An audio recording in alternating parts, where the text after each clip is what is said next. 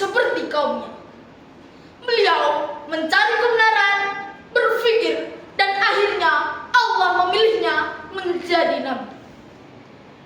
Dari kisah ini kita belajar bahwa berani berpikir beda itu baik, selama itu benar dan tidak menyimpang dari ajaran Allah Subhanahu wa Ta'ala.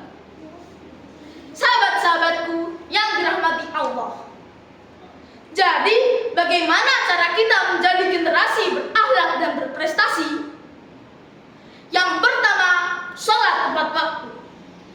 Yang kedua, rajin belajar. Yang ketiga, hormat kepada orang tua dan guru.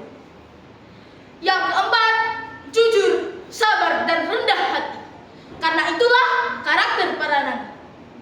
Dan yang paling penting, taat kepada Allah Subhanahu wa Ta'ala. Sahabat-sahabatku, mari kita menjadi generasi Qur'ani yang tidak hanya pandai di sekolah, tapi juga berakhlak seperti para nabi. Dengan begitu, kita bisa menjadi pemimpin masa depan